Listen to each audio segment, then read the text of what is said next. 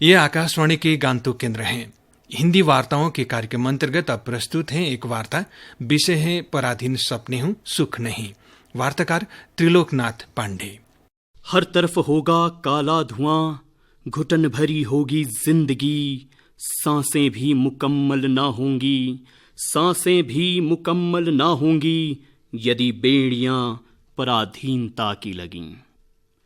मान लीजिए दोस्तों, कल हमारी आंखें खुलीं और हम क्या देखते हैं कि हमारे सिर पर बंदूक ताने एक विदेशी सिपाही खड़ा है।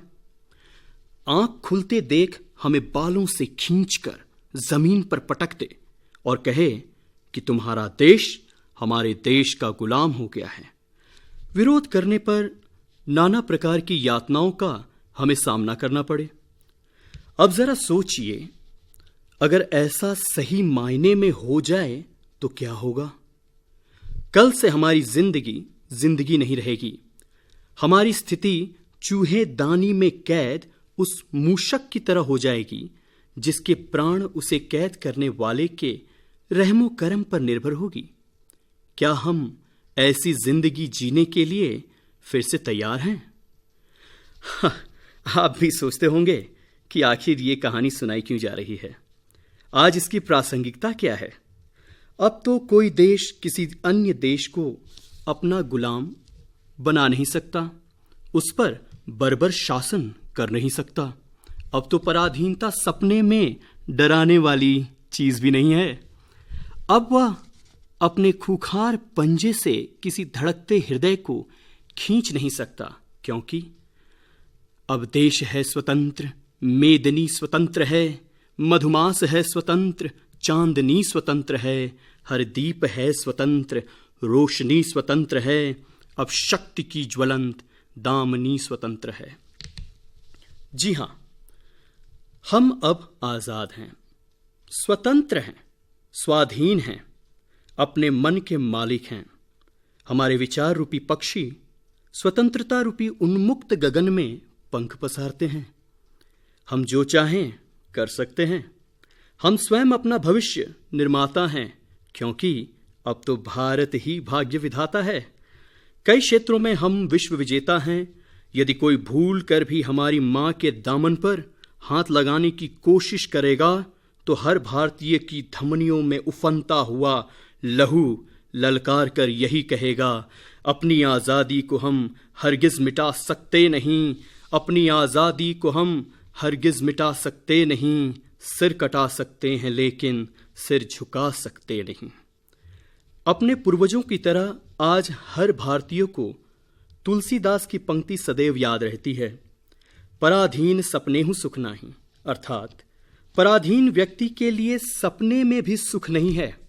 महाभारत में भी कहा गया है, सर्व परवशम दुखम सर्व मात्मवशम सुखम, सर्व परवशम दुखम सर्व मात्मवशम सुखम। अर्थात जो कुछ दूसरों के अधीन है वह दुख रूप है, तथा जो कुछ अपने अधीन है वह सब सुख रूप है। नेताजी सुभाष चंद्र बोस ने भी कहा है, मनुष्य के लिए कठोरतम दंड है पराधीनता। कवि त्रिलोक ने भी सटीक ही लिखा है, स्वाधीनता हमारा जन्मसिद्ध अधिकार है, बेड़ियों में बंधा जीवन धिक्कार है। पराधीनता ही सब कष्टों का मूल है, इसमें सुखों की परिकल्पना भी विकराल भूल है। स्वाधीनता ही सुखों की खान है, सच्चे मानव की यही तो पहचान है। पराधीनता का गरल जिसने भी है पिया, छटपटाकर जीवन भर है जिया। पराधीनता में एक सांस भी हम न लें, भले भूख हो पेट हम स्वाधीनता में जिएं। स्वाधीन ही जिएं, स्वाधीन ही मरें, प्रभु के चरणों में हे मानव वंदना करें, प्रबुद्ध वंदना करें। दोस्तों, हमें याद रखना होगा कि किसी भी रूप में हम अपने भारत को क्षति न पहुंचाएं। मां चाहे जैसी भी हो, हर एक बच्चे के लिए प्रिय होती है। ऐसा कभी देखा या सुना नहीं कि किसी बच्चे ने कहा हो, मेरी मां सुंदर नहीं है तो कल से वो दूसरी सुंदर स्त्री मेरी माँ है, भारत माता भी हमारी माँ है। इसीलिए तो हम गाते भी हैं, सारे जहां से अच्छा हिंदोस्तां हमारा, हम बुलबुलें हैं इसकी, यह गुलिस्तां हमारा। दोस्तों, कोई भी देश अपने आप अच्छा या बुरा नहीं होता। उस देश की महत्ता उसके नागरिकों के कंधों पर होती है।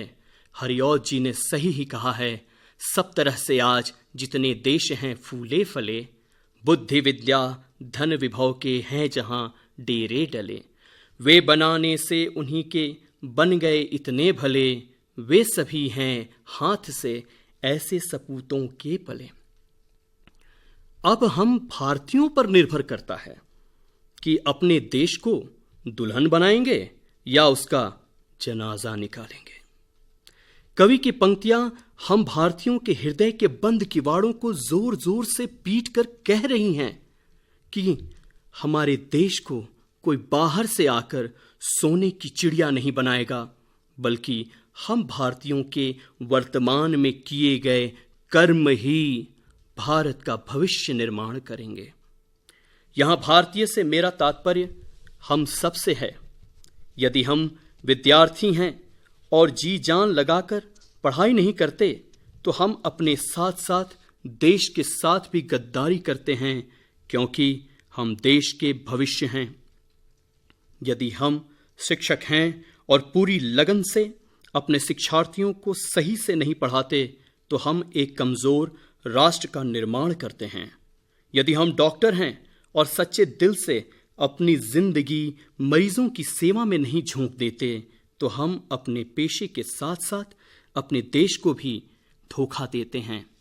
आज हमारे देश की शिक्षा और चिकित्सा दोनों ही क्षेत्रों की दयनीय अवस्था है। इसके जिम्मेदार हम भारतीय ही हैं। इसी प्रकार यदि हम मंत्री हैं या संतरी और निजी स्वार्थ के बुलडोजर के नीचे अपने संवैधानिक शपथ को कुचलते हैं, तो हमसे बड़ा देशद्रोही और कोई नहीं होगा। मैं अपने हर भारतीय भाई बहनों से यह बात कह रहा हूं कि आइए अपने कर्म को कर्मवीरों की तरह किया जाए, ताकि हम सीना तान कर कहीं पर भी कभी भी यह कह सकें कि हम भारतीय हैं। आजादी के इतने वर्षों बाद भी हमारा देश दूसरे देशों के सामने हाथ पसारता है। राष्ट्रपिता महात्मा गांधी ने कहा है, किसी की मेहरबानी मांगना अपनी आजादी खोना है। क्या हम अपनी आजादी नहीं खो रहे हैं? क्या हम धीरे धीरे पराधीनता की ओर नहीं बढ़ रहे हैं? दरअसल आज की पराधीनता मीठी और धीमी जहर के समान है। हम खुशी खुशी इसे चाट रहे हैं।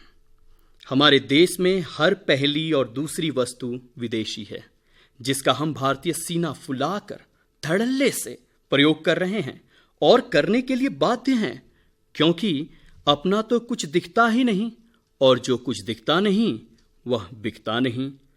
भूमंडलीकरण, बाजारीकरण, उदारीकरण, उधारीकरण जैसी धीमी और मीठी जहर ने ऐसा खुशनुमा समा बांधा है कि सब खुशी खुशी अपना सर्वस्व लुटा रहे हैं। और तो और हर विदेशी वस्तु, विचार, संस्कृति इत्यादि को अपना मान बैठे हैं। नवगीत आंदोलन के प्रमुख हस्ताक्षर डॉक्टर बुद्धिनाथ मिश्र की निम्न पंक्तियां इस संदर्भ में बड़ी समीचीन प्रतीत होती हैं। आंगन का पंछी चढ़ा मुड़ेर पर, आंगन का पंछी चढ़ा मुड़ेर पर, जंगल को अपना घर बतलाता है, कुछ ऐसी हवा बही जहरीली सी, सारा का सारा युग हकलाता है। दोस्तों, ये साधु के रूप में रावण ही है, जो धीरे धीरे हमारे देश की स्वाधीनता रूपी सीता को हरने आया है। हे मेरे भारत के राम और लक्ष्मण, इस रावणी कुचक्र को समझो, उसकी माया के पराधीन ना हो। क्या तुम्हें पता नहीं, सोने का हिरण तो होता ही नहीं। अपने घर की इज्जत, सीता की रक्षा में तत्पर रहो। गोपाल सिंह नेपाली के शब्दों के माध्यम से मैं हर भारतीय को याद दिलाना चाहता हूं, हम थे अभी अभी गुलाम, यह न भूलना हम थे अभी अभी गुलाम, यह न भूलना करना पड़ा हमें सलाम, यह न भूलना था फूट का मिला इनाम, था फूट का मिला इनाम, यह न भूलना बीती गुलामियाँ न लौट आए फिर कभी, बीती गुलामियाँ न लौट आए फिर कभी, तुम भावना भरो स्वतंत्र भावना भरो, तुम भावना भरो। अभी आप सुन रहे थे हिंदी वार्ताओं के कार्यक्रम अंतर्गत एक वार्ता, विषय था पराधीन सपने हूँ सुख नहीं। वार्ताकार त्रिलोकनाथ पांडे।